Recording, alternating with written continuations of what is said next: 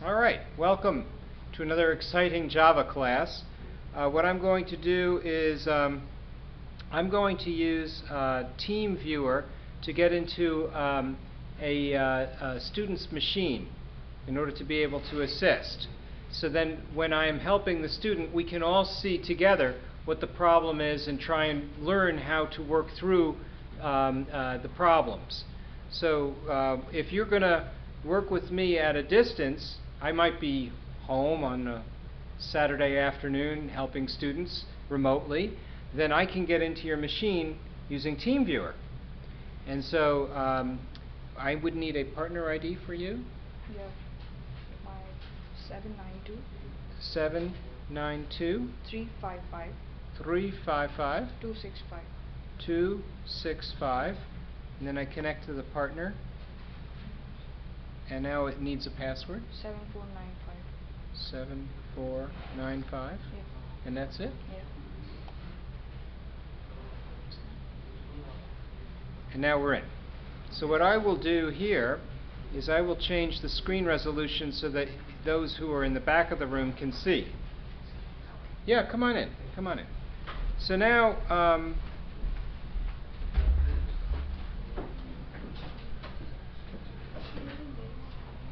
this is very interesting because we are on an operating system which is not familiar to me.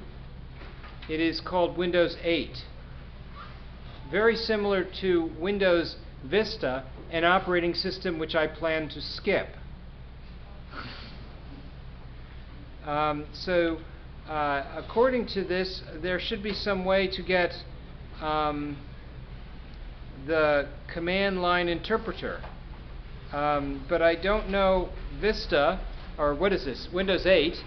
How do I get to this, how do I run a command in Windows 8?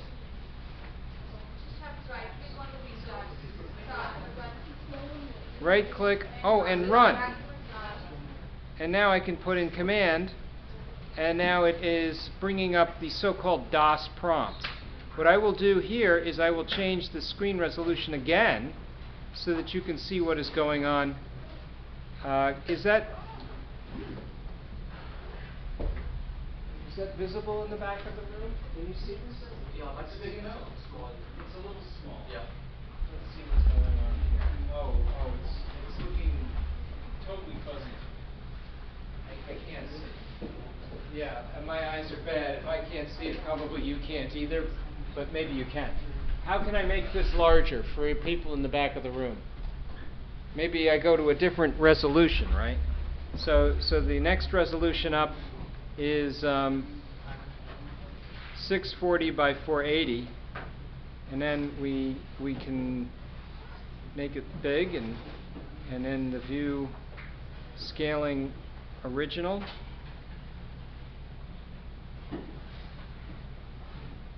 Is there anything we can do to zoom in more? I really don't know. What can I do to make this larger? Can no one see this in the back? It's too difficult, isn't it? Too hard to see? You can see it? All right, well, so now what we want to do is we want to examine the path, right? That was one of the things. So if we look at the path, we see there is a Java runtime environment in the path. But what we do not see is a Java development kit in the path. Now, can someone tell me, please, what is the difference between JRE and JDK? JRE is Java runtime environment. JDK is Java development kit, right? So why do I need JDK? In order to compile the program. Yeah, it has important programs in it, like JAVAC, which lets me convert source code into class files or bytecode. So you need these things if you want to develop Java programs. So you must install the JDK. Now, maybe it was installed, so I will have to go and look. This is a very good lesson because it allows us to not get an answer, but to get insight into the process for arriving at the answer, which is really far more important, because when you encounter these problems on a computer, what you want to do is think analytically about what is going on under the hood in order to diagnose the problem. So it's very good if you can figure the problem out for yourself. So what I do is I go through this process. I look at the path, I look for the JDK, I see a JRE but not a JDK, and then I think either the JDK isn't in the path but it's there, or it's not there and it isn't in the path. So first I have to see if it's there on the C drive. So I go into the program files and then into the Java directory, and now I have to look. And I look with a dir command and I say, aha, JDK is already downloaded, it's already installed, but it's not in the path. Instead, JRE is in the path. So if I look at JRE and I look for what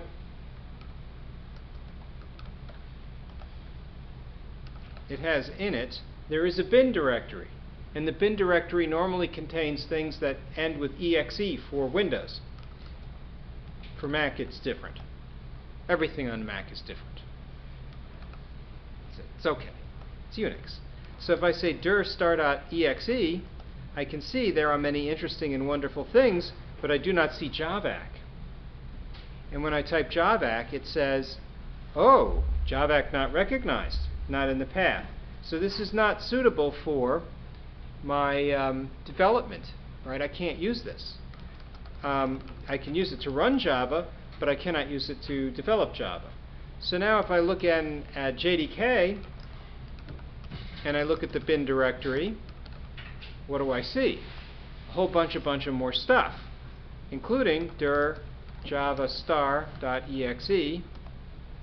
I see javac. That's the third item down, in case you can't see it from the back. Does everybody sort of see that? So now if I type javac, all of a sudden something happens, and it gives me a usage. So what does that tell me? Two things. First, JDK is installed. Second, the present directory is in the path. But this particular absolute path name is not in the path. If you want to be able to run exe files from any attach point, you have to put the absolute path name of the Java Homes binary for the JDK in your path. Okay. It's Windows 8. How do I do that in Windows 8? Oh, Windows 8 has the same thing as Windows 7? Yeah? No? It does not? Well, I think if I go like this and I hit mark and I click on the left and drag to the right, it works just like the DOS prompt from Windows 3.1 from 1988. So now if I hit enter, it has put those text elements into the clipboard, which means that I will later be able to paste them. For example, if I type mouse right and paste, what is on to the left of the greater than sign has been emitted to the console. So that is exactly what I want to have inserted into the path. So now what I need to do is I need to find a way to edit my path. So now I see there is something underneath and it says environment variables. So I assume that is from the control panel, system, advanced, and then settings. So then I go, just like Windows 7, I go into the path variable and I hit edit. And what do I see?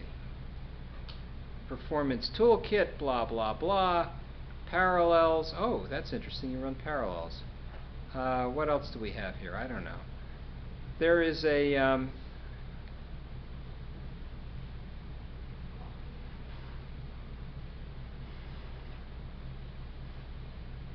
thing that people do when they want to separate out directories and the directory separation character is a semicolon. So you put the semicolon in, and then when you paste in the text from your clipboard, it should act as another directory which will be searched by the command line interpreter. So in DOS, what happens is you're running a loop, and the loop reads in a command, then searches through all the directories in the path until it finds the command, and then if it finds the command, it runs it, and if it can't find the command, it reports command not found. That's what the command line interpreter does. That's all it does. So your job is to make it so that the command line interpreter can find the Java commands. So what I've done is I put in an extra semicolon because I want to paste in from the clipboard this absolute path name. Now, what could possibly go wrong with that path name that I just pasted in?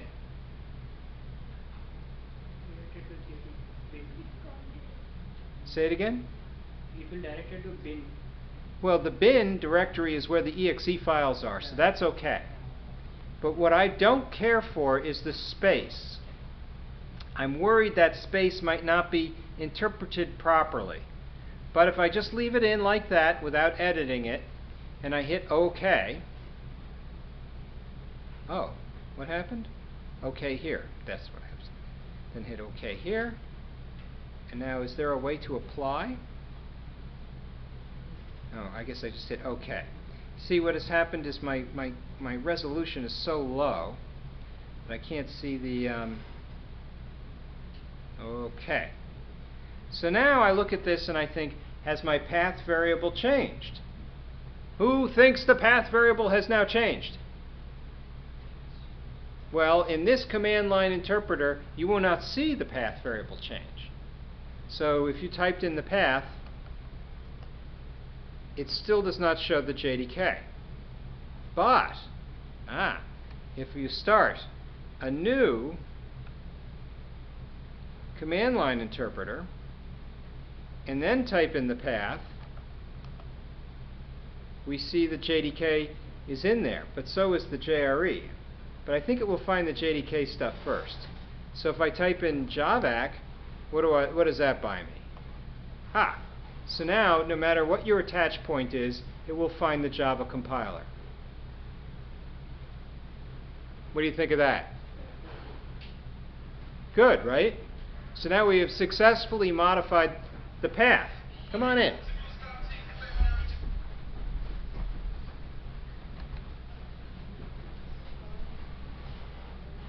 Okay. Everybody, take the batteries out of your phones now. I know. You have one of those IPhones and they don't let you take the battery out. But that's your fault, not mine.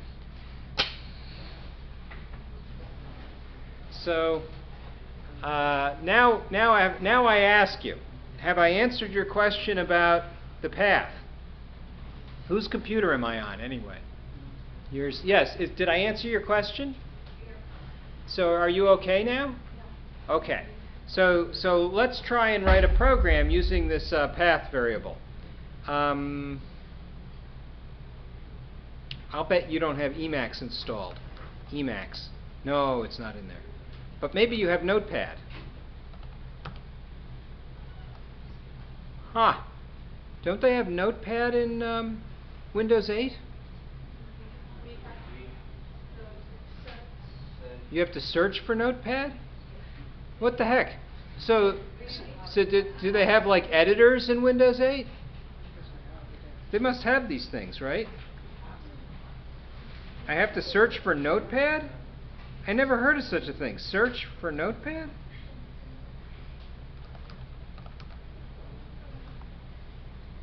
That's ridiculous. Okay.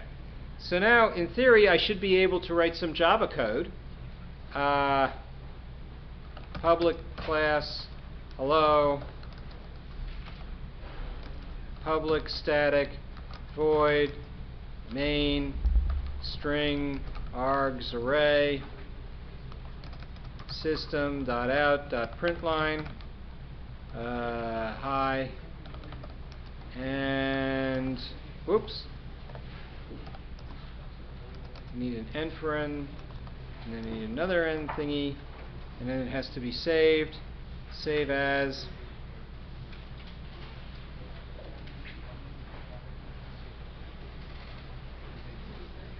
And we can save it as hello.java, and then where shall we save it?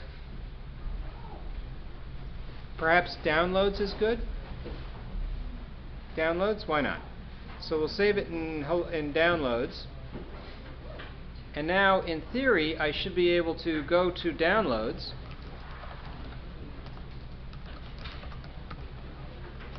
and find hello.java.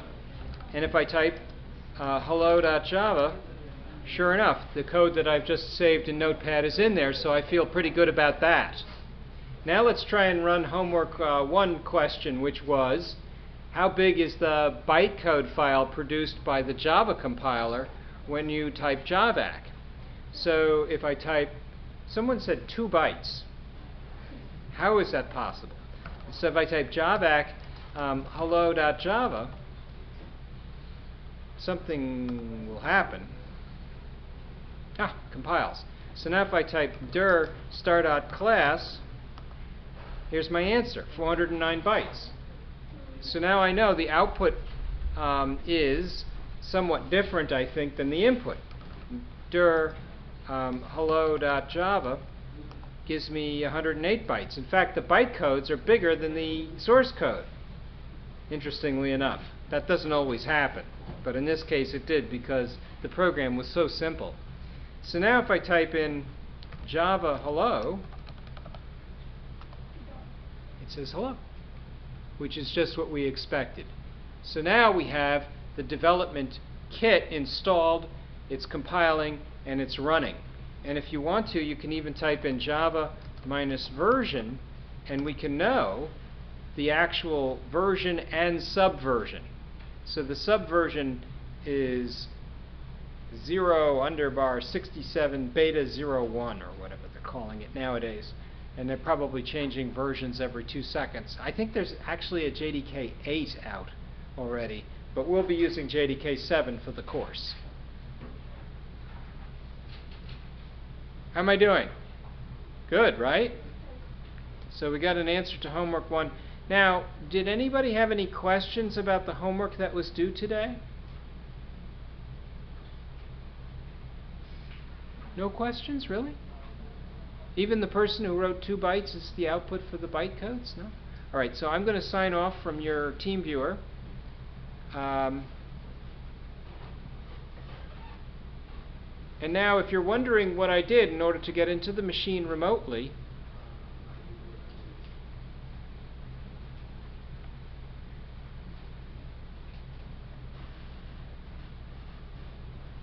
I use TeamViewer.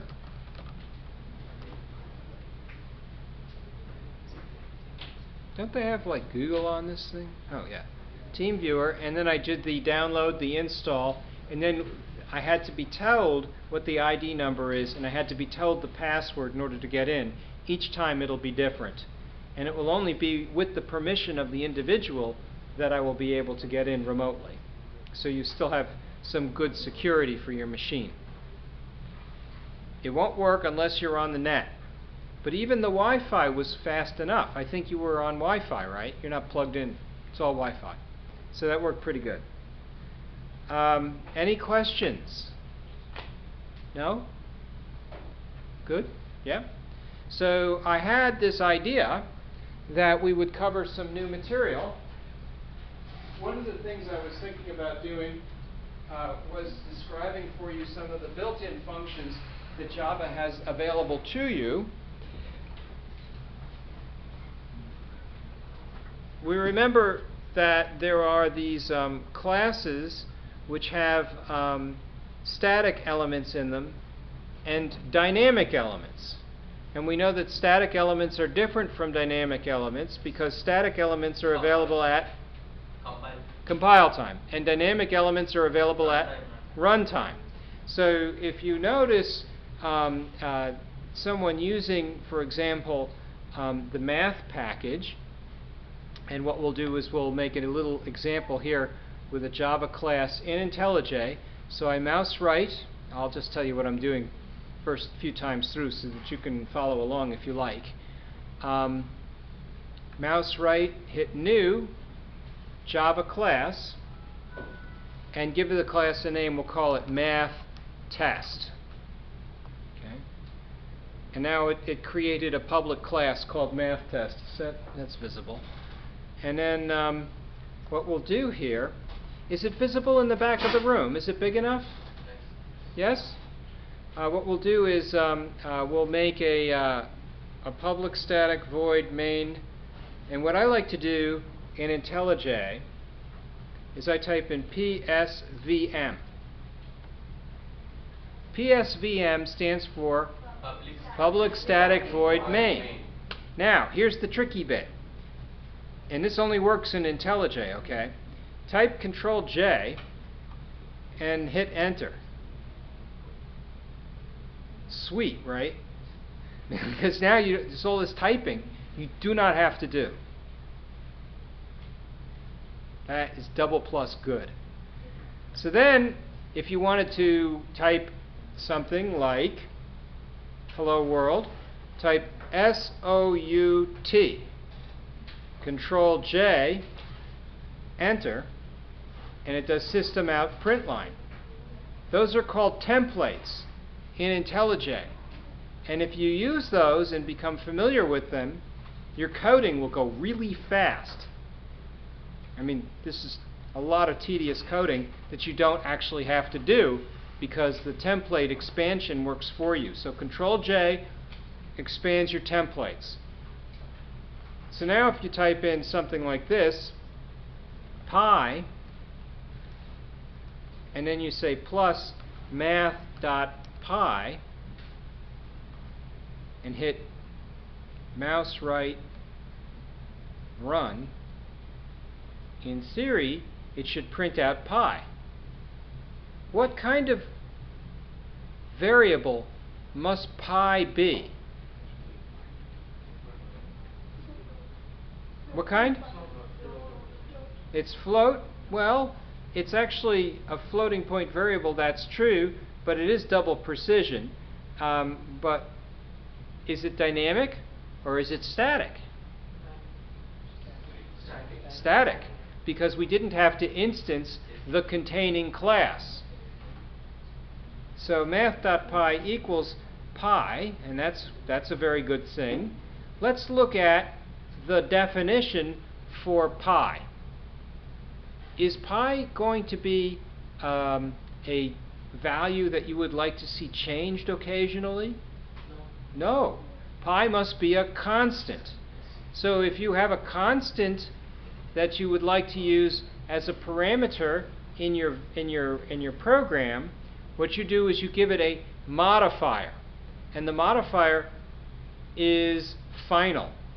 And what that does is it signals to the compiler that you may allocate some RAM for static storage of this value, and that RAM location will be involatile, not volatile.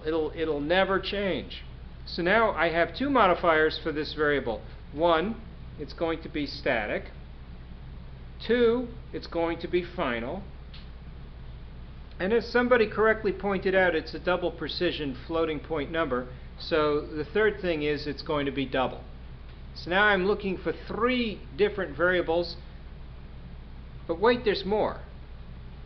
There's visibility. What about making it so that everyone can find the value pi? That seems important. So now I need an accessor for the variable, another modifier called a visibility modifier. And so I will make the variable public. Right? I don't want a private value for pi, because I would like the constant to be generally available, universal, constant, double precision, static. So that's it. It's double precision, final, static, and public. So now I got four modifiers all in front of this one variable, because they need to properly describe the variable for others who might want to use it. People like me or you, or who uses pi? Well, practically everyone, right? Why not? So now, how do we find the definition for the actual variable? In IntelliJ, what I do is I click on the variable and then I type Control B, and that will go to the source code definition. This is so important to me because I need to see how this code looks. So now, I'm teaching you more like how to use the tool than the language, right? Because this is really a tool-specific thing. But if I type Control B, I see a public static final double called pi that's been set to some value. So that's very good. That's just what I was expecting. But I also see something that I was not expecting, something I didn't even think of. There are these comments that come above the value pi. And the comments look like they're formatted using hypertext markup language, or HTML. Well, I'd like to see those comments rendered properly on the screen. IntelliJ gives us a facility for doing that. We type Control Q, and then it formats what's called the Java doc. Java doc consists of a C-like multi-line comment with a difference. And the difference is it starts with /** instead of /*. So if you are in C, you're used to seeing /*. But Java programmers are used to seeing /**. Starts with a multi-line comment that includes HTML and references which are like anchor text to other parts of the program, which automatically generate public API documentation that can be used to create web pages. And those web pages from the Java doc generator can be posted on a website without you having to post the source code. So what this enables you to do is publicize the libraries that you write. But the caution, of course, is that if you're going to publicize a library and take responsibility for it, then you must maintain it. And certainly people will ask you for feature points and fixes as life goes on in the life cycle of your code. So if we think about it, this was actually a very complicated little constant. Right? What did we learn? Well, we learned about visibility modifiers, public. We learned about dynamic versus static, that is the compile time constant. We learned about final, which keeps us from changing the constant. And of course there's double precision, which allows us to have 64 bits worth of precision in a floating point number. So let's test some of this interesting and wonderful stuff. Oh dear, how do I turn that off?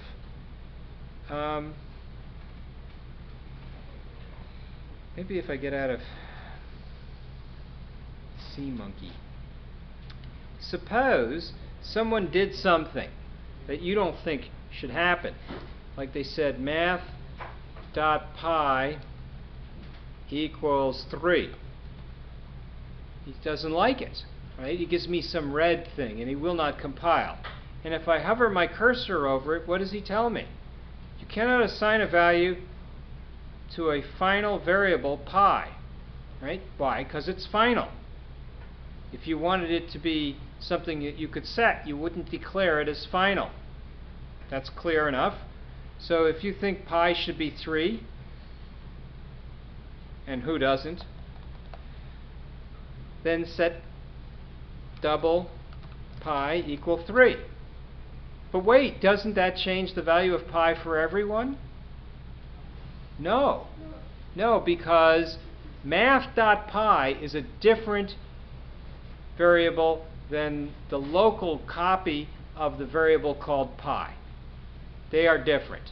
And in fact, if you want to, you can move by value math.pi into the local variable pi. That's legitimate.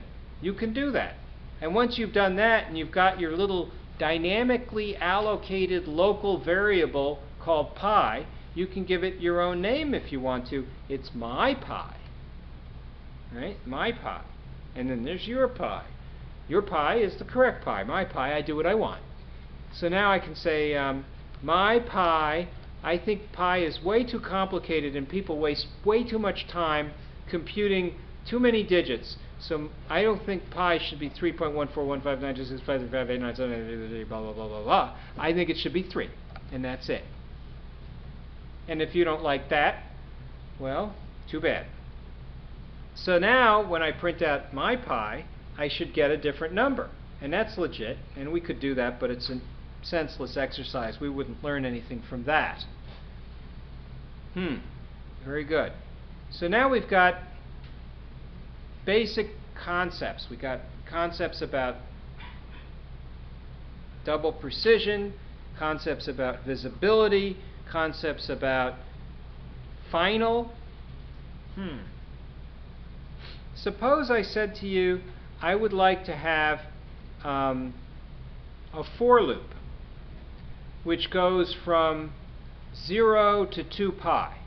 I like that loop because it allows me to test my transcendental functions: sine, cosine, tangent, arctangent.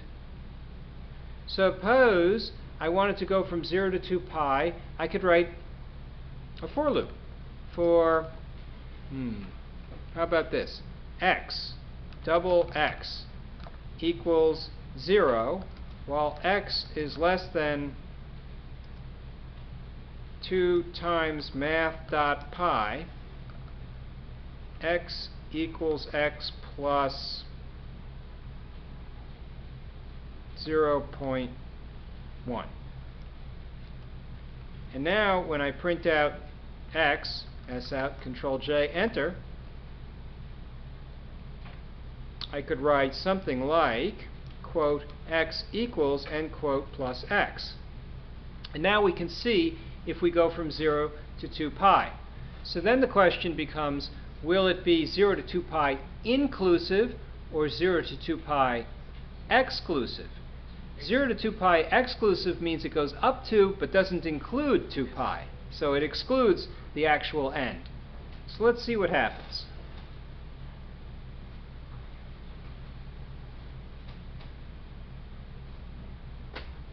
This is why people like interpreters. And there it is. There's your 2 pi. It's pretty close to 2 pi. Within, whatever. So that's all right. So now let's look at this basic idea about incrementation. I have a thing that I can do. I can call math.pow. Suppose I modify what I've got here and say I would like to do something like 2 to the 8th.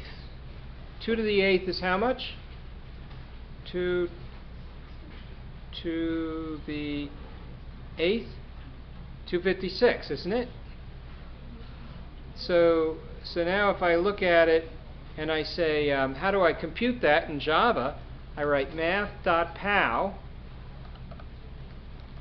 2 is the base, and the exponent is 8. And now I have 2 to the 8, and I can put a little equal sign to make it nice. What I will do here is comment out my little print statement. And now let's print out 2 to the 8th and see if I got that right. It's 256, isn't it? Should be right. Isn't that how computers work? 8 bits, 256? Yeah, 256. That's good. But the output was a floating point number. That's interesting. Very interesting. Suppose I said to you I would like to do a series computation for my homework 2. And I do. And then I said to you, well, the series uses an alternating sign. Alternating sign means it goes plus 1, minus 1, plus 1, minus 1, plus 1, minus 1. Alternating sign, S-I-G-N, not S-I-N-E. So then if I want to do something like that, maybe I could do an index variable. let's see now. We'll initialize the index variable. We'll call it, what shall we call it? Let's call it index. Oh, I know. Let's make it an int. Call it index. Set it equal to 0. And now when we do a print statement, what we'll print is math.pow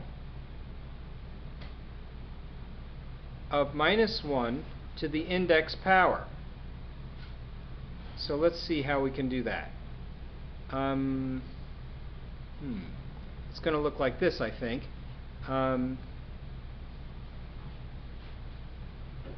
-1 to the index power equals, and then what we'll do here is we'll put in math.pow of -1 to the index power.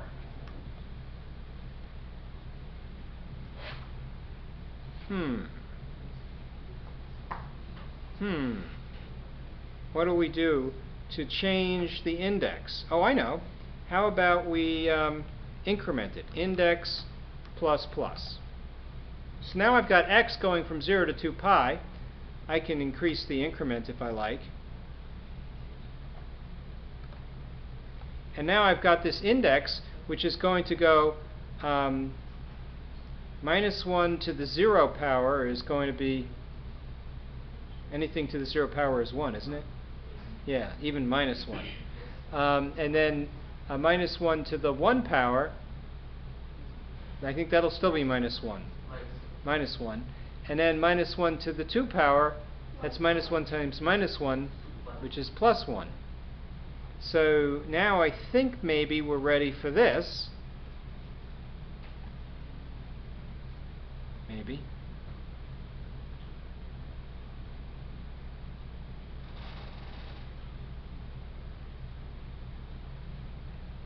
So when we look at the index, we probably should have shown the value of the index. That's certainly not that hard. The way you would do it in Java is you say end quote plus, and then put in the index, and then you say quote plus, plus quote, there. So what's going on here? This is what's called an overloaded operator.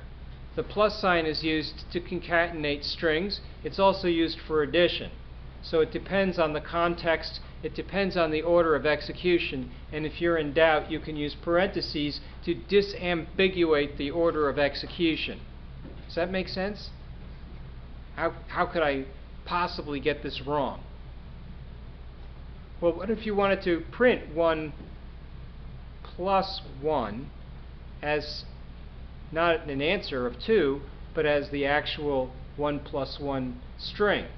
How would you prevent the plus sign from adding the ones together? Well, if you're evaluating from left to right with the plus sign, if you have a string and then a number, it will concatenate the number to the string prior to the addition. So the addition will never occur. So this is an interesting point. We can try this. I'll do it right up in here. S out, Control J, Enter. People left out overloading from Java for programmers in every instance except for the plus. They figured it was okay for them to do it, but not okay for you to do it. Go figure. So I equals +1 plus 1.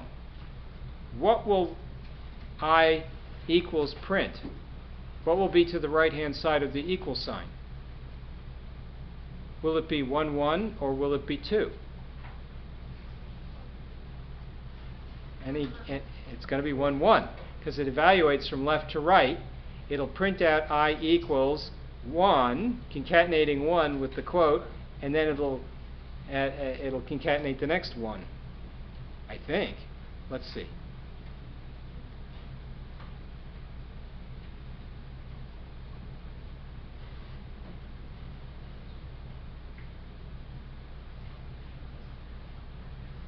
to go to the top. Yeah, it says 1, 1. So what if you wanted 1 to be added to 1 because 1 plus 1 is 2?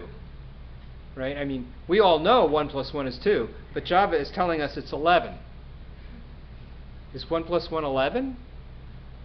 Well, maybe. Depends. If plus is an overloaded operator, you don't know if it's concatenating strings or adding up numbers. Right? This is why overloaded operators are a fruitful source of bugs. This is why the progenitors of Java have left out overloaded operators for you, but said they're okay for them.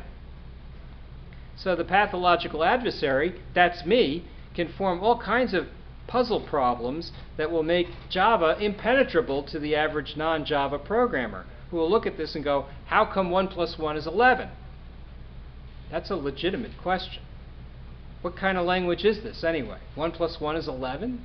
Who the heck needs that? That's worse than useless. It's just generating error. But it's not making mistakes. Computers never make mistakes. They only generate error. Big difference. So now, what will the output be? I added parentheses around 1 plus 1. I equals 2, because 1 plus 1 is 2. 1 plus 1 is not 11. Thank goodness.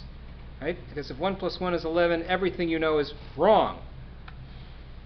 And that would suck, because it means going back to first grade. And I already been there, already done that. I don't need to go back. So now if we go and take a look at 1 plus 1, it's 2. Ah, thank goodness. That's a relief. So maybe Java is useful after all. And if we look at the number to the right-hand side of the equal sign, when we take minus 1 and raise it to the index power, we see we have an alternating sign, S-I-G-N. It says 1, minus 1, 1, minus 1, 1, minus 1. Very good. That's what I want. I need that. Why? Well, because a lot of times when I look at an infinite series, a lot of times I see something like this. The arctangent of x is equal to plus 1, minus 1, plus 1, minus 1. We're alternating. So I need that. But I also need something else. I need all the odd numbers, like 3, 5, and 7, to come out from this infinite series for the index. So if I'm going to try and actually do some kind of an exponent computation, I think I better start off by saying, well, this must be x to the, I didn't write it, but that must be x to the 1. Then I have x to the 3, 5, and 7, plus I have 3, 5, and 7 in the denominators. So now if I look at it in a different light,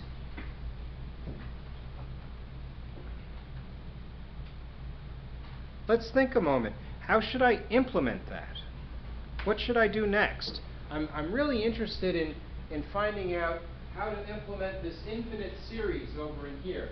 I think I could probably have x be the number that's used as the index in my for loop. So the for loop is giving me a value x, and it's ranging from 0 to 2 pi. But for each instance of x, I think I would like to be able to compute the arctangent. Well, let's see if we can do something perhaps interesting. Suppose x is an argument to sine or cosine. That should be easy to do, right? Let's try that. So what we'll do is we'll print out, that was S out, Control J, enter.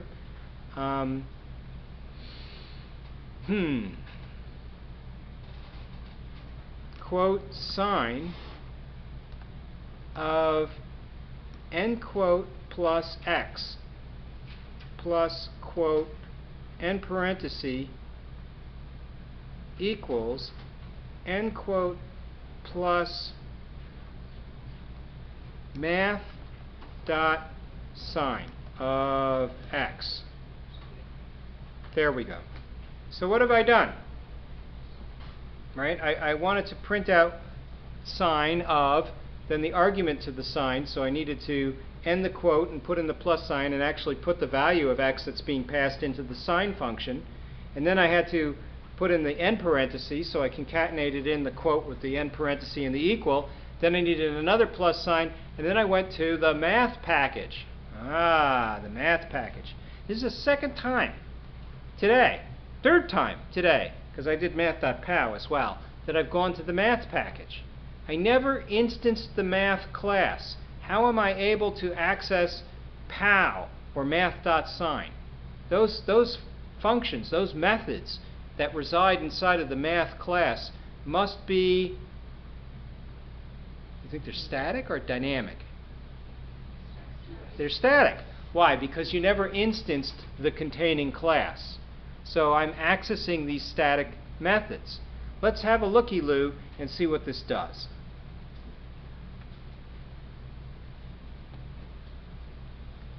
I'm thinking maybe it'll work, but you never know.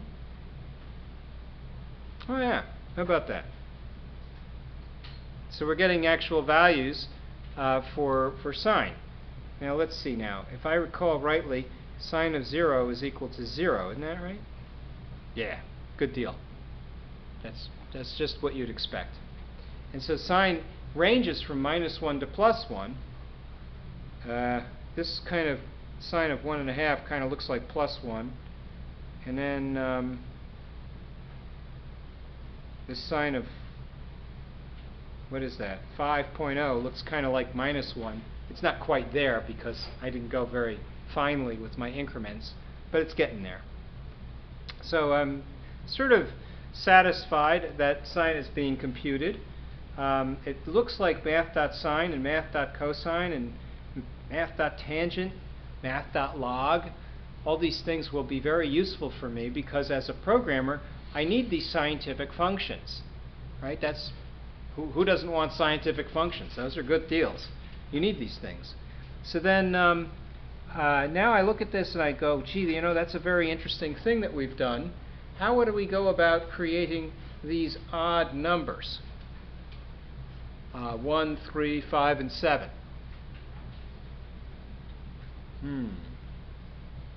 Well, it looks to me like you need some sort of another for loop to make 1, 3, 5, and 7, right? So I'll need a for loop, and this is now called a doubly nested for loop.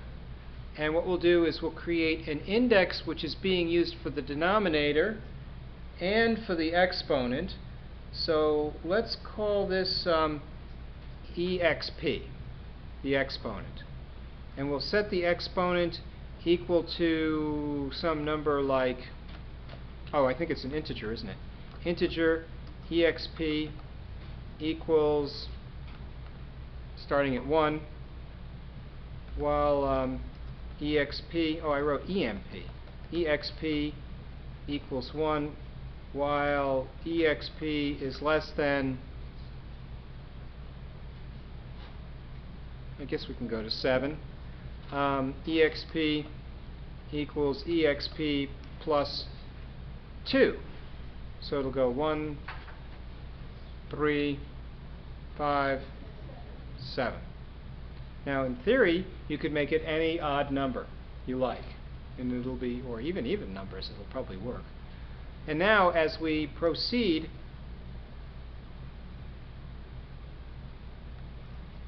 to look at the various indices that we'll be using, hitting the end curly brace gave us a kind of indentation style so that we could see the nesting and the correctness of the end curly brace. That's very important when you're trying to do well formulated structured programs. If you're looking at doubly nested or triply nested, or heaven forfend quadruply nested for loops, that indentation will really set you straight. And when you look at the screen, you see it's being shared with this junk on the left, which is showing me the entire project directory with all the other classes. But I can make that invisible. I can use this little arrow over in here and sort of go full screen on this math test.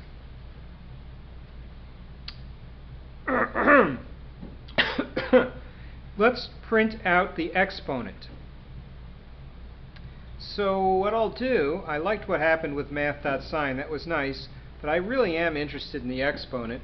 So let's say exp equals, and we'll put in the exp here, and all the rest of this is just kind of junky stuff. I don't need it, not for my exercise. So now I've got the +1 and the -1 stuff. I got the exp stuff. Let's see if this works.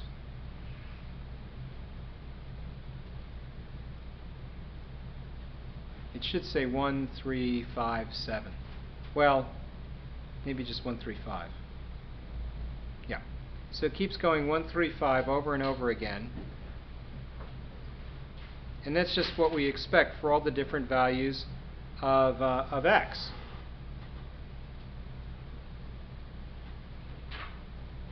So now what we have here is a generator of different values of x, and what we have in here is a for loop which is going to do a computation that allows us to approximate arctangent, where arctangent is given to us by this infinite series. And so because I'm going to do an approximate computation for arctangent, what I would like to do is I would like to take this highlighted section in my program and convert it into a function that can be shared with others. A function that can be invoked simply by an invocation called arctangent of x, which returns some value.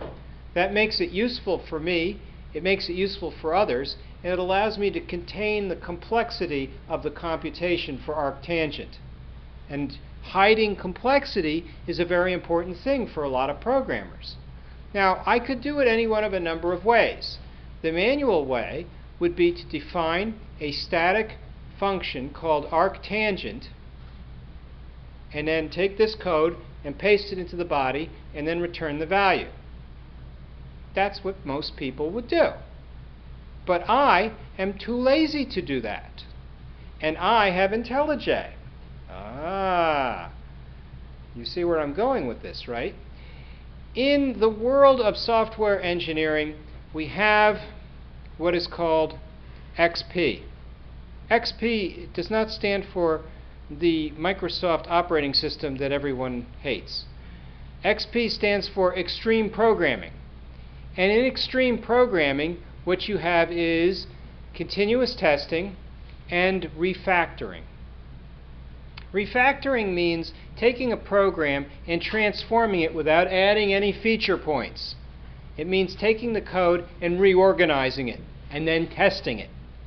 So what I'd like to do now is introduce to you one of the more elementary refactoring elements. I'm going to take this block of code and I am going to extract it into a method. Let's see how that works. I mouse right on the code and I look at some of the pop-up stuff that I have available to me, and one of the menus is called refactor. Aha! You probably don't do this every day. And then there's this some element in here, another menu, and it says extract. And one of the things that you can extract it to is a method. And there's a shortcut for that. But I don't think I should use it. Not until you guys get more comfortable with it. And so what I'll do is I'll extract it to a method, and I'll give it a name, and I'll call it arctan.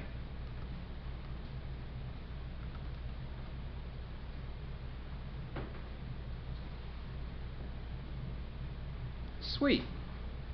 It took that whole block of code and extracted it to a method, gave the method a name, declared it as private, that's an accessibility modifier, and then proceeded to return some index. I don't know. Arctangent should probably not return an integer. I'm thinking arctangent should probably return a double. That seems more logical to me. So if I make arctangent return a double, do I have to change anything other than the data type returned by the method that's been declared as static? No. Some said yes, but I say no. The rule is, if you're going to go to a different variable type without losing precision, you do not have to cast it, and you do not have to do anything to the program. So in other words, if you go from short to int, or from int to long, the Java compiler will not complain and will not require that you explicitly cast the variable. But if you go from double precision to single precision, you've lost data. Then the compiler will complain, and rightfully so. So then you have to tell the compiler, trust me, I know what I'm doing. And you do that by an explicit casting of the double precision quantity to the single precision quantity.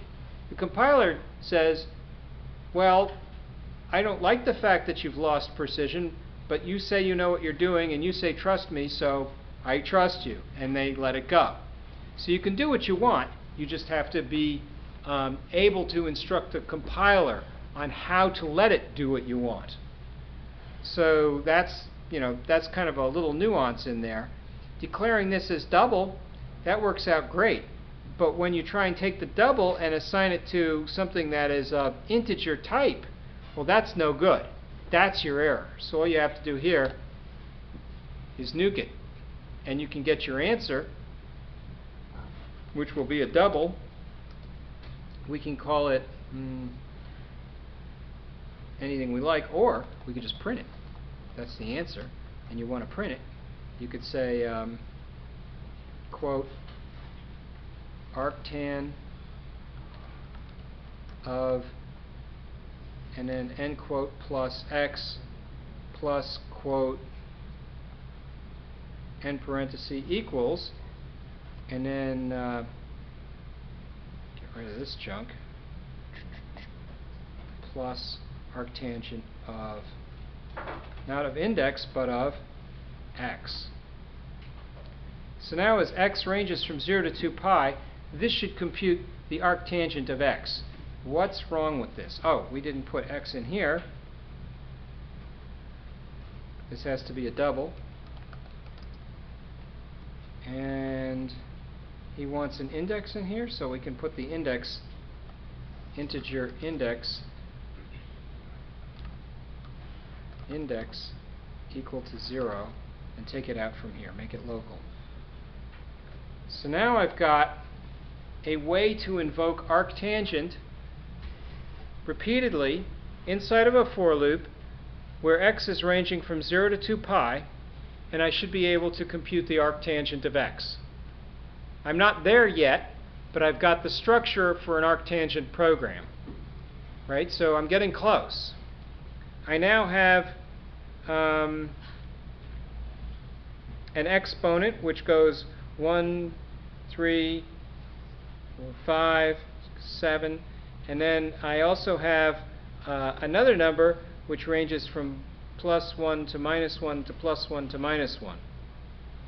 And if I run this, what will happen?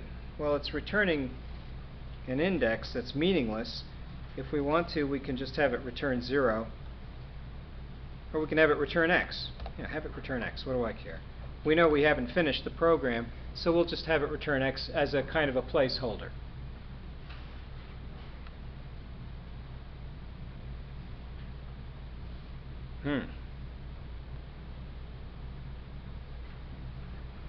So what next?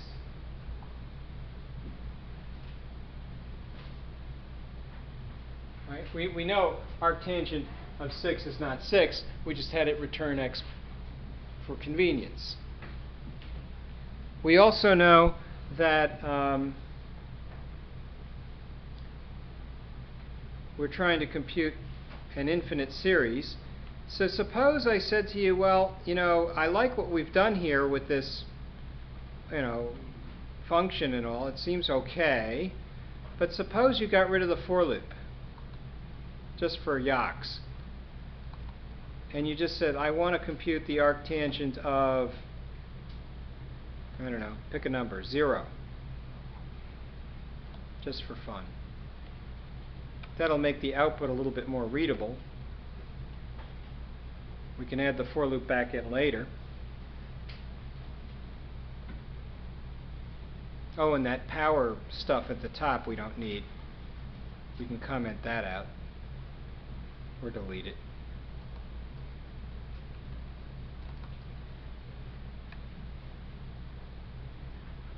So now what? You tell me.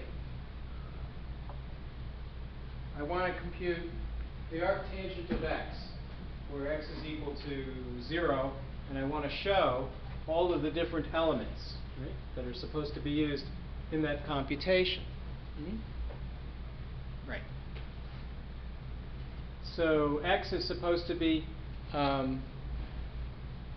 raised to the 1 power, and then the 3, and then the 5, and then the 7. And it's all supposed to be added. So I need some kind of a summation. Right? Summation variable has to be incorporated into this loop. So let's start with a double precision quantity called the sum. Start it off by setting it equal to x. Right? Because it's x plus a whole bunch of other stuff. And now what we're going to do is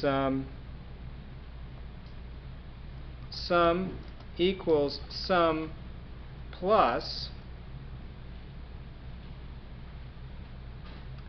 I guess we can do it this way.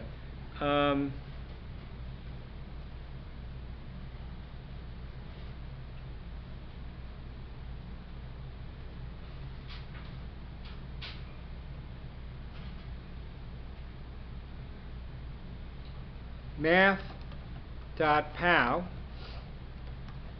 of, it's supposed to be x to the exp power, right? We've already got the math starting at, I guess we'll start it with 3, because we did the 1 already. And there's something else that you have to do. You have to divide by the exp.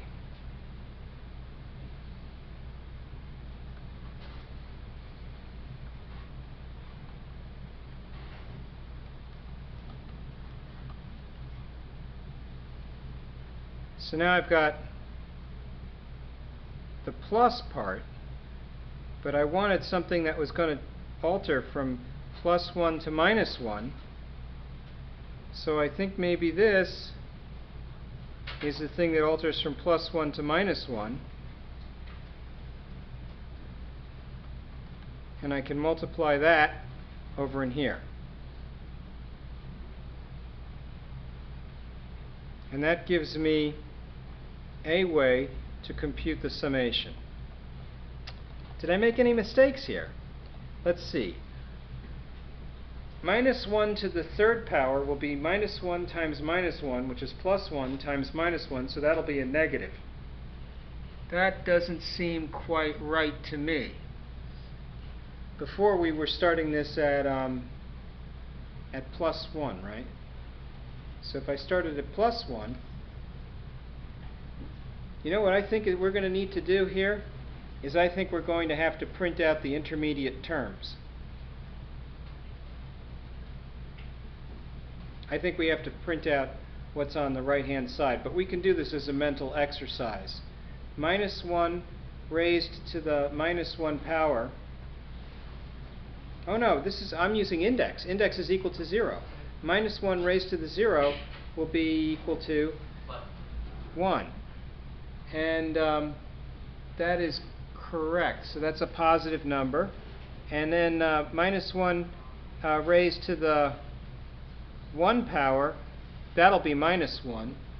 So that's not quite right. I think I'll go back to the 3 in here. So you guys tell me, is this going to be right or not? Not clear, right? How about this? How about we take this entire quantity and we do the analysis. S out, Control J, Enter. We'll call this number, I know, let's use extraction. Refactoring. We'll go refactor, extract, variable. Refactor, extract, variable, and we'll call it the SIGN. So now what we'll do is we'll print the sign.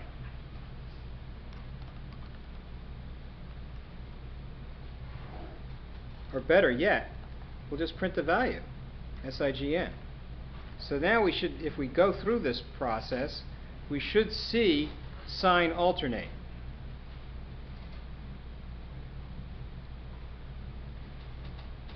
What do you think of that? I think we need a few more increments in here. How about we go to 13?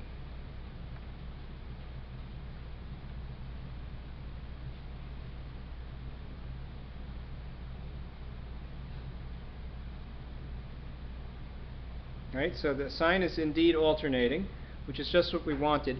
It starts with +1. Now we would like to get the exponent.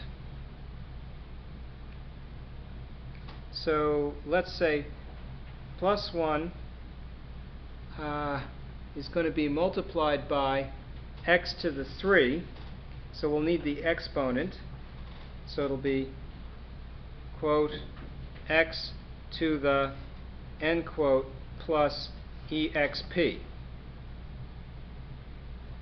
And we can leave off the division part if we like.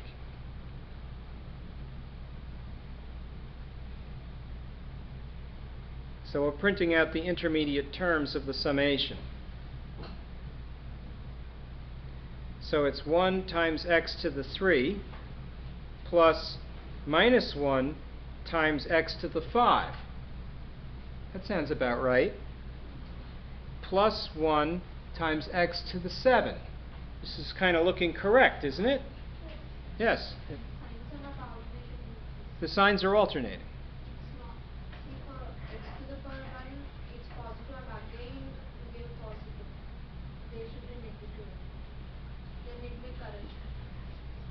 But isn't the -1 over in here correct, though?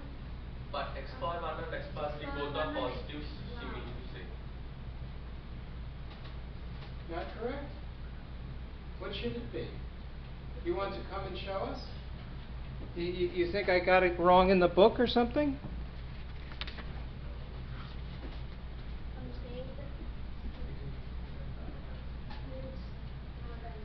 Oh, I have it wrong.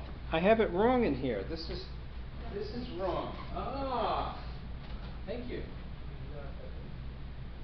The formula is wrong.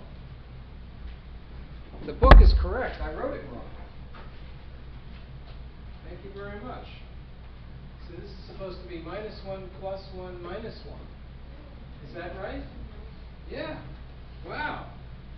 So what do I do about my program now? Uh-oh.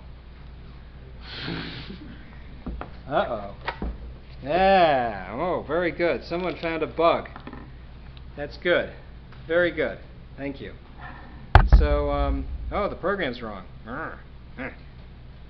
Oh, I know how to fix it. Hack. How's that? Does that sort of fix it? Maybe. Let's see, I like hacking because I can just try something, and then if it works, then I know my hack is a good hack. So now it's -1 plus 1 minus 1. Does that look about right? So now it's minus x to the 3 plus x to the 5. Yeah. This is hacking. Good thing hacking works good. So now when you do the sum, I think maybe you can return it when you're finished. So we'll return the sum. And then we can try it. What could possibly go wrong? As we have seen many things. So the arctangent of 0 is 0. That must mean that the tangent of 0 is also 0. I think that's true. Because if we draw tangent, doesn't it go something like this? And then there's an asymptote, and then it goes like this? That's kind of how tangent works, right? So the tangent of 0 is 0.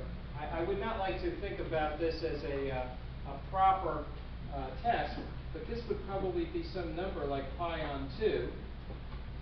So what if you took a number like pi on 4 and actually ran it into the value of x and compared it against what you were outputting? I think I have a calculator in here that can do such things. So does this have arctangent? Yeah, inverse tangent. So presumably I can take a number like pi, 3.1415, divide it by 4, set it equal to this number, 0.785. So now let's take the inverse tangent of 0.785. So here's inverse tangent. It's a number like 38. Oh, is it in degrees or radians? Oh, it's in degrees. That's no good. I want it in radians. So let's clear. There must be a clear in here. So we'll take tangent 3.14, divide it by 4, get a number 0.785, do the inverse tangent, and I get 0.665. So let's jot that down. Tangent inverse of 0.785 equals 0.665.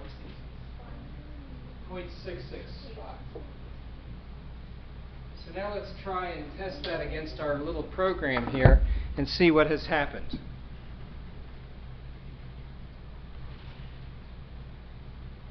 So what we'll do is we'll get the arctangent of 0.785 and compute the arctangent of 785, and it'll give us some number.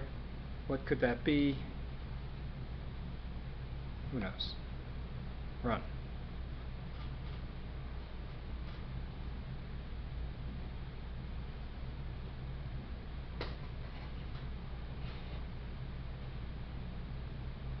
Ah, 0.663.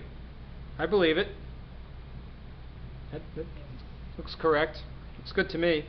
So now let's see if there is some other way you can compute these things. Math.a_tan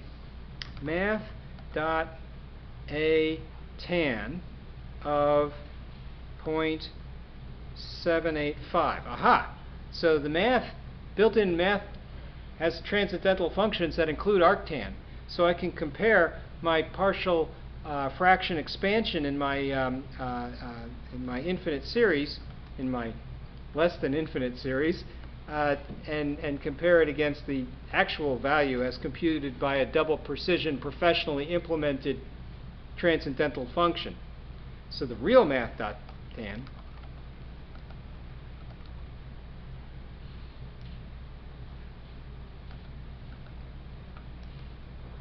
equals end quote plus math.atan, and now we can see just how far away I am.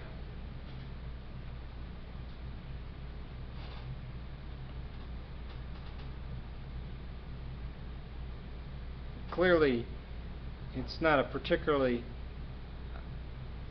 accurate result, but it is a result, and it's not that far away. So this is pretty good. I believe it. Do you believe it? Looks good. Looks good. Now, it'd be really good to know just how quickly this converges. Suppose I said to you, well, let's do like 99 digits, and instead of printing out every single thing, we'll just print out the answer because it's too much junk. Too much crap. 99 summations. Hey, wow. We're getting there. That's really good. We're right down to I don't know, some of the last digits, 725, and then it kind of dies right around in here. So it's converging. So my little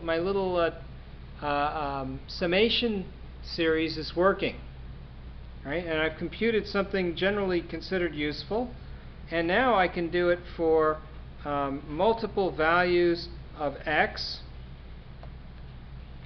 And is it defined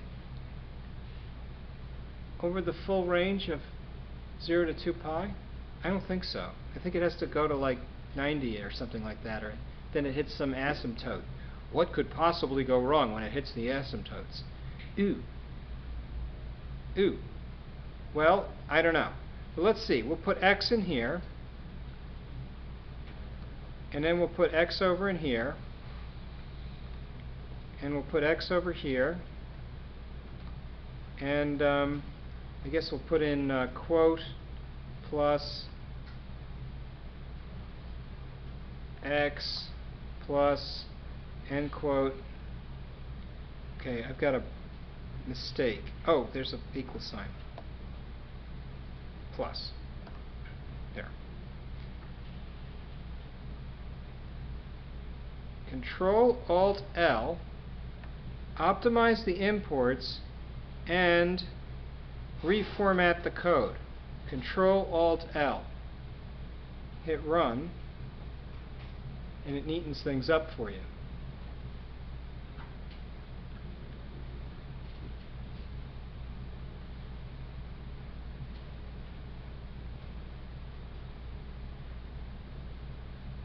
What could possibly go wrong?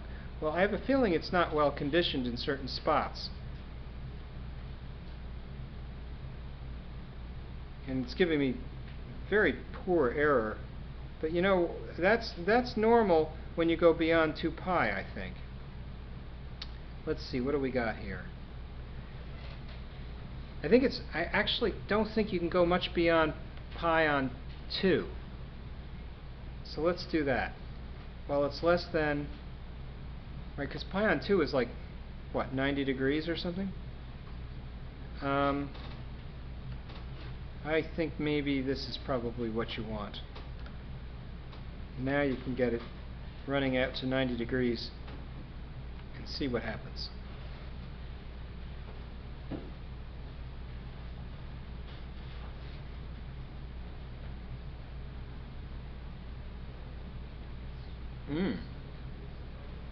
It's got a little divergence in there, doesn't it?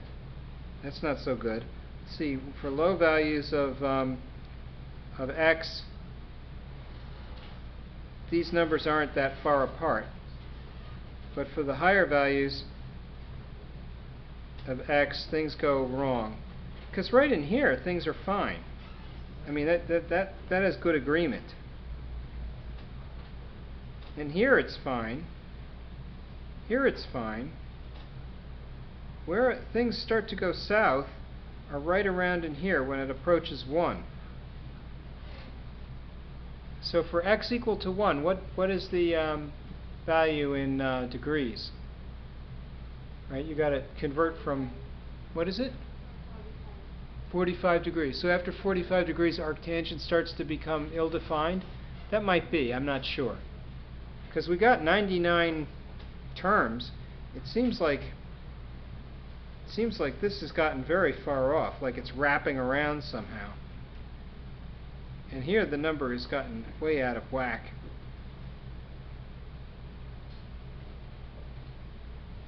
So there's something ill-conditioned about the summation, but other than that, it's only happening at certain points.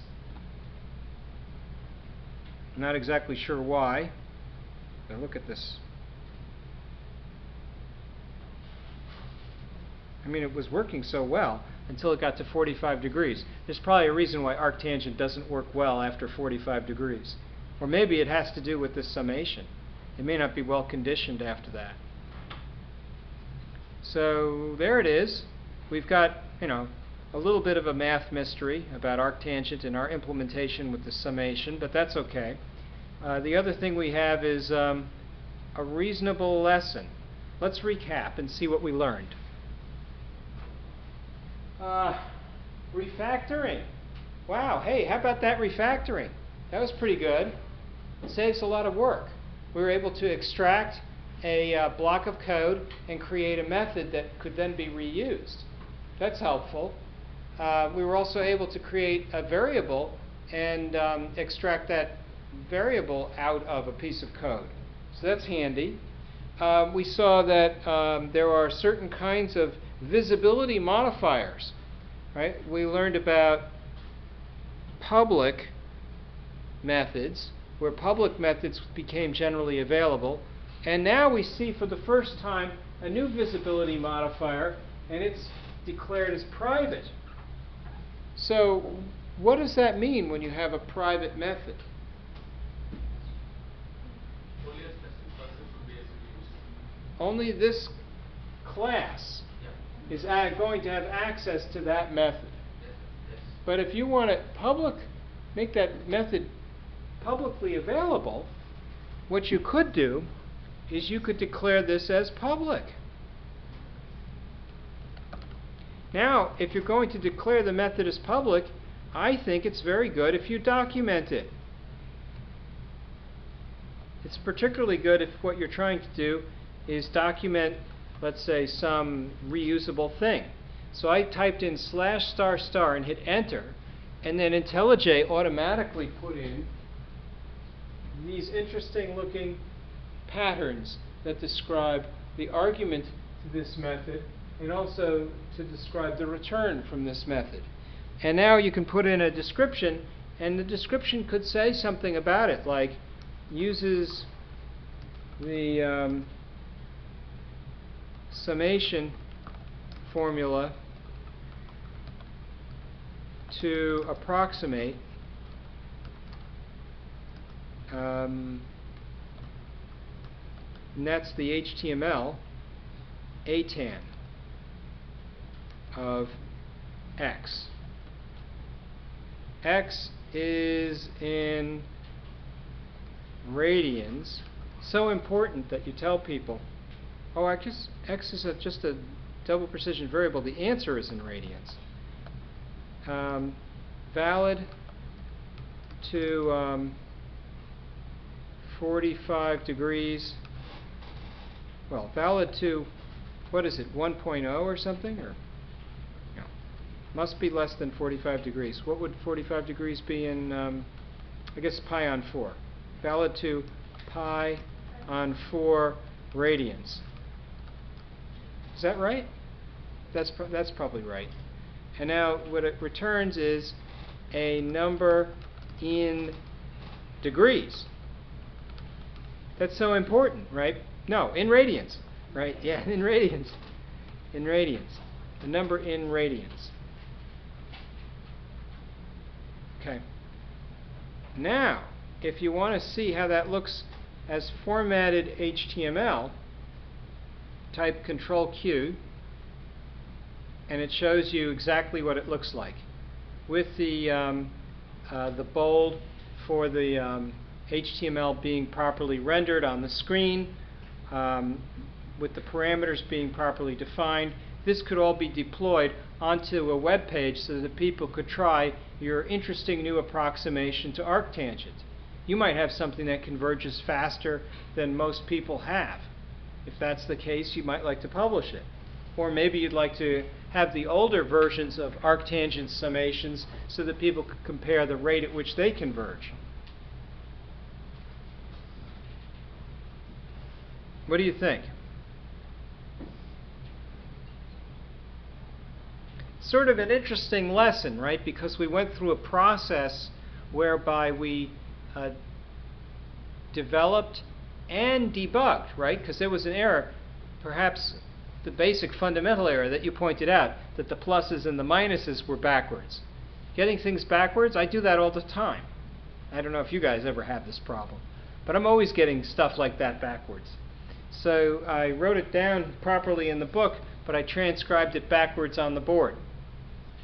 So that's one of those things that, that can happen. It'll definitely work. It'll just give you incorrect results. It generates error. What else can we do with this program?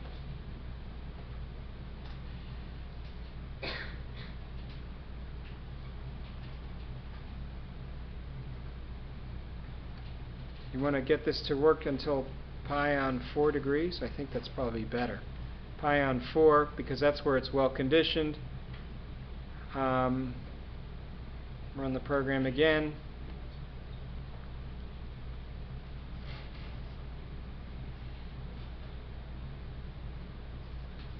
Suppose you took the argument of arctangent and passed it into tangent. Well, I suppose you could do that. What difference does that make? Now we can see things are fairly well conditioned right in here, right up to pi on 4, and the numbers are in pretty good agreement. So up to 45 degrees, things are just fine.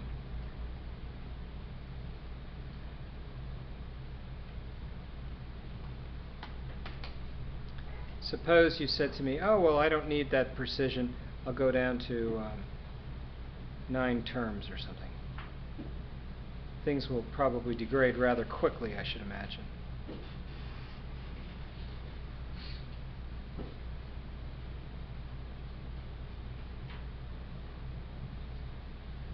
Actually, you know what? It's not too bad.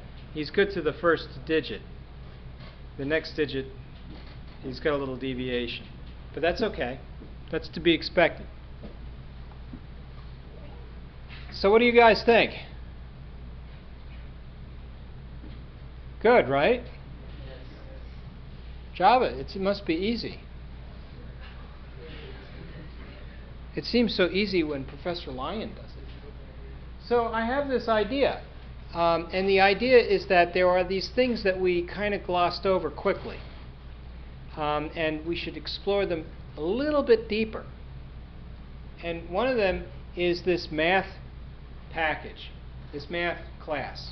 The math class has become a container of constants and important transcendental functions that we will reuse as we proceed through the life of our program as Java programmers. But one of the things that I thought would be interesting is if you could classify the class in terms of what it represents to you in its utility.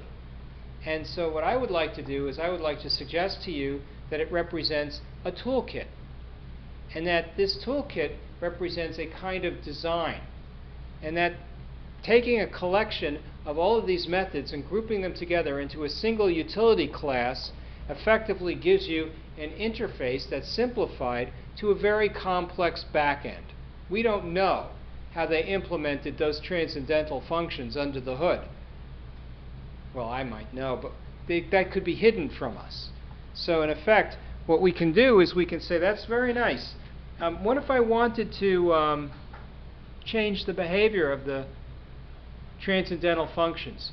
You know, what's up with this radian stuff? I don't like radians.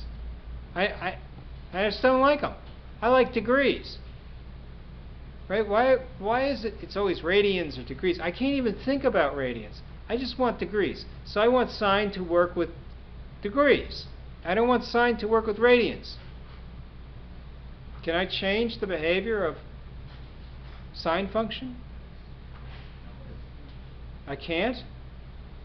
Why? I want to. I'm going to. I'm doing it right now. You said I can't. That means I'm gonna try. So what I'll do, here's what I'm going to do. I'm going to make a new class.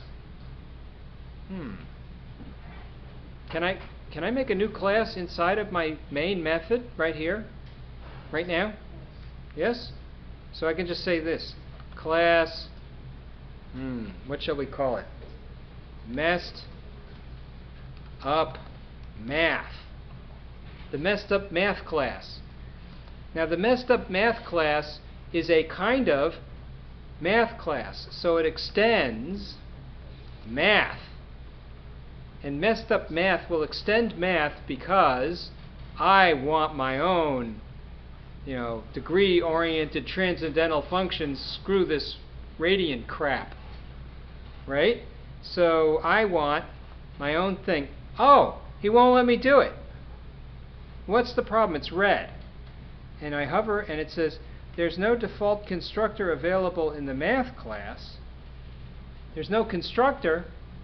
What's a constructor?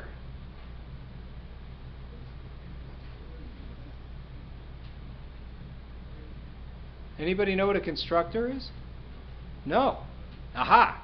You're not object-oriented programmers.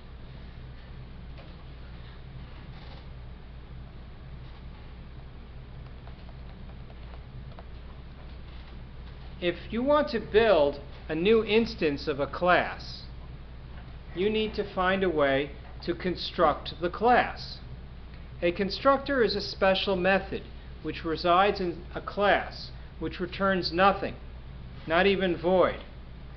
The constructor has the name of the containing class, and that makes the actual method very special to the compiler.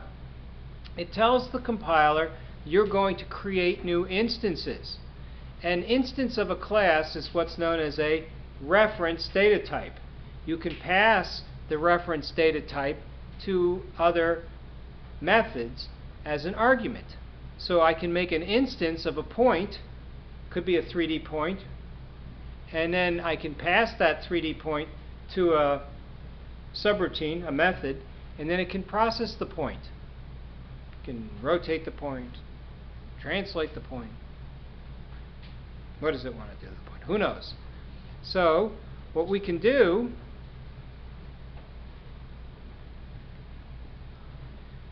let's create a new Java class, and we'll call it my point. And then what we'll do is we'll create a constructor. Now what we said before is the constructor matches in name the name of the class, so we'll make it public, my point, and it returns nothing, not even void. And what we'll do in my point is we'll have a variable, integer, x, comma, y, and when somebody wants to make a new instance of my point, we'll say x is equal to 10 and y is equal to 100. So now, when we go to create a new instance, PSVM, Control J, Enter, what we'll do is we will not have access to x and we will not have access to y until we make a new instance of the containing class, because these variables are dynamic. So the class does not exist at compile time. It only exists at runtime. So now I make a new instance of my point, and it is of my point type. My point is P, and it's equal to new my point. By calling new on my point, I invoke the constructor, which, remember, it returns nothing, not even void, and then that proceeds to set the values for x and the values for y. That's interesting. So now suppose I said to you, well, I'd like to get those values. Well, I can print them, SOUT, Control J, Enter, but I print them by using the P variable. And so I can say, quote, x, or I can even say, x equals, end quote, plus P dot x. SOUT, Control J, Enter. Oops.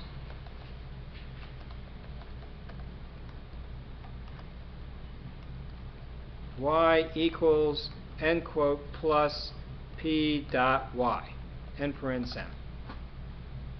So now p dot x represents a way to gain access to the value x inside of the instance of my point, which resides in a variable whose name is p. And you can make as many instances of the point as you like until you run out of memory. My point.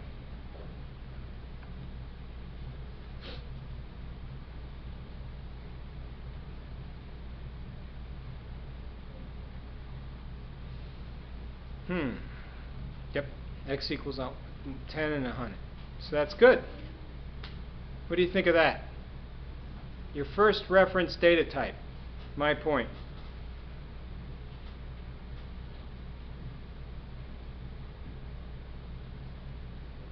Who's lost? Nobody? Really? You just don't want to admit it. So now, this is a very interesting thing. Suppose my point is a complex number. Ooh. And I want to add this point to some other point. When you add two complex numbers, the real part adds to the real part, and the imaginary part adds to the imaginary part. They stay separate. So I have this idea that a point can have any value. Suppose I said to you, p dot x is equal to 90. Right? I can set the value to anything I like.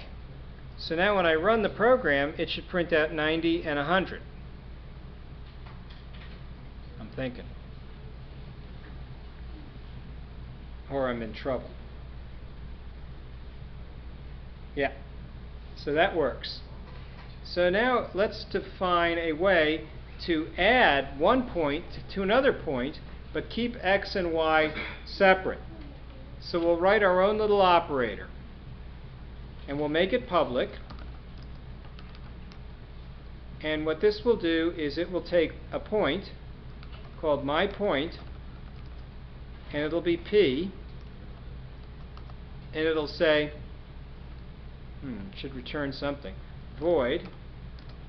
It doesn't return anything, but it does something. It takes what's the contents of p and adds it to the contents of my point. So it says x equals x plus p dot x, y equals y plus p dot y. And so now I have my point, which started out as 10 and 100. And what we'll do is we'll say p dot add p.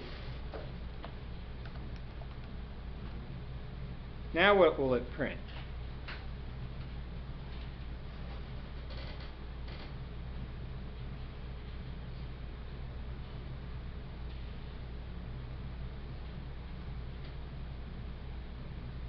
Nobody? Anybody? Will it print x equals 10?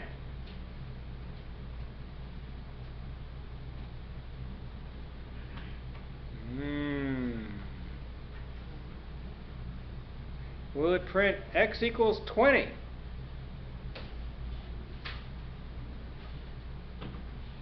I think it'll print x equals 20, right? It's going to add p dot x, which is 10, to 10, and 10 and 10 is 20, right? And presumably it'll print out the value for y. What do you suppose y will be? 200. You betcha.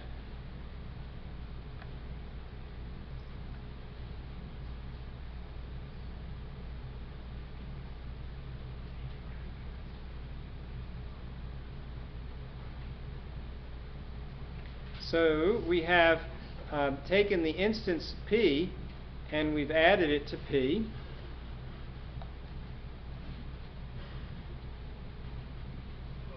Okay, now who's lost? Really? Nobody? What about,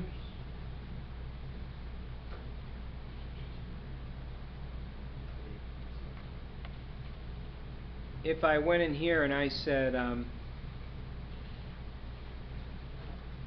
P dot add P again? Now what will it print?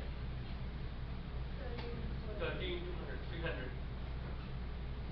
100, 300. 30 and 300. Yeah. I think so. I hope so.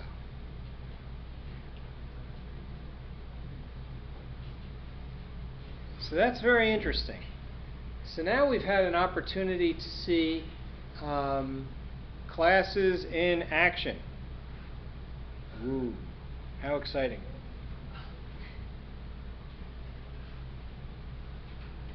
You guys you're killing me out here. Also, I've assigned a homework, and in the homework I have asked that you hand in the homework at 11:59 p.m. on a Tuesday evening, which is like midnight. But it's very important that you not wait until 11:58 p.m. to actually hit submit, because after 11:59 p.m. you will not be able to submit, and your homework won't just be late, it will not be accepted. You see, so if you need more time to do your homework, then you must start earlier. This is a time management problem, because what happens is in the morning the homework gets graded so that you can have your answers by your afternoon class. How convenient. And then we can discuss the answers in the class, and you can ask questions about the homework. How cool is that? It's pedagogically sound.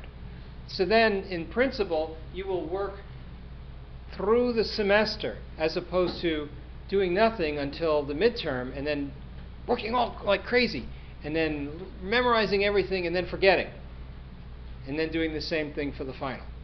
So by learning gradually through the semester, because the course builds on itself, I think maybe you will have better retention, sound pedagogy. So getting people to work through the semester is very important to me. As a result, when the grading is seen, we see that 1/3 of the grade is the homework. So important.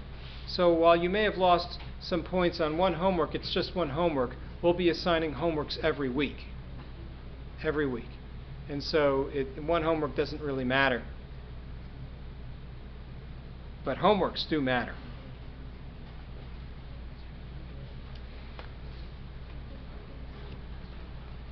So we've got another homework assignment. It's already posted to Blackboard. It includes some of the work that we did in class today on computing arctangent.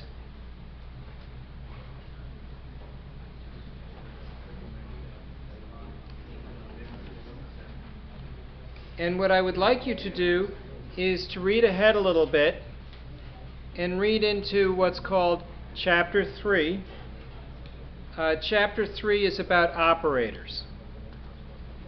The operators that you will be familiar with, add, subtract, multiply, and divide, those you will just know. But there are other operators in Java, and if you look at the bottom of page 23, you will see that there is a series of different operators that contain two characters, like for example plus x or minus x or slash equals or star equals. So these operators are not typical for most programming languages, although you would see the same exact operators in C and in C++. Other operators that you may have seen before, how about the mod operator? Public void mod of my point. What that does is it says x equals x mod. How do you do the mod operation?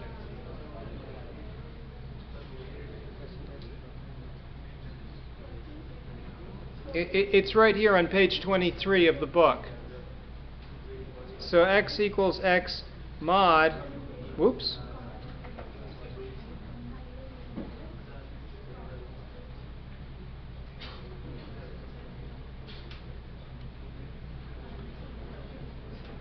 P dot x.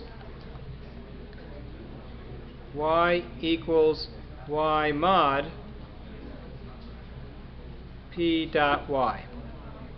So the mod operation looks like a percent sign. What does mod mean? Absolute. Say it again? Absolute value. No, absolute value is a different operation. That's math.abs. That's a function. What is it? Mod is, there's the remainder and there's the whole number of times that something goes in when you do division. So if you think in terms of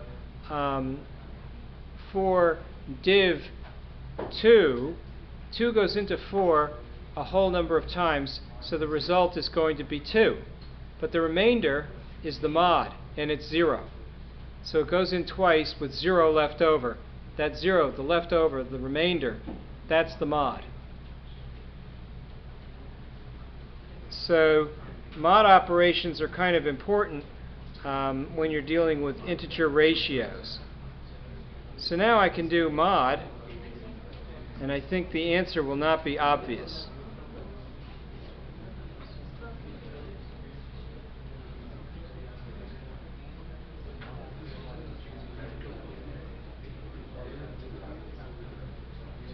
Yeah, 0. 0 is left over because it goes in an even number of times. So it's computing remainder.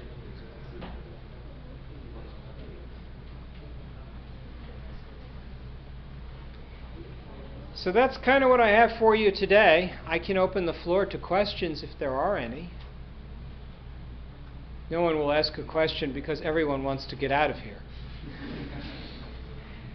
I think that's almost always true. You know that in this class, if you have a question, you shouldn't hold your suspense. You should just ask it right out. You don't even have to raise your hand with me. Just shout out, especially if I don't see you right away. I'm very happy to interrupt the discussion to try and answer questions.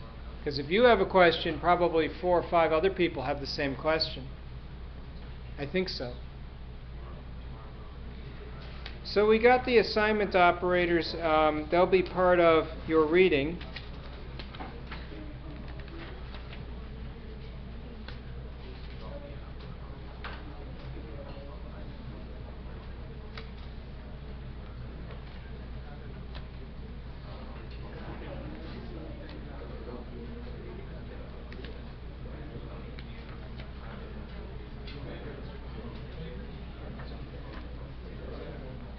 I think I would not like to start another topic now because we've reached the end of the allotted time.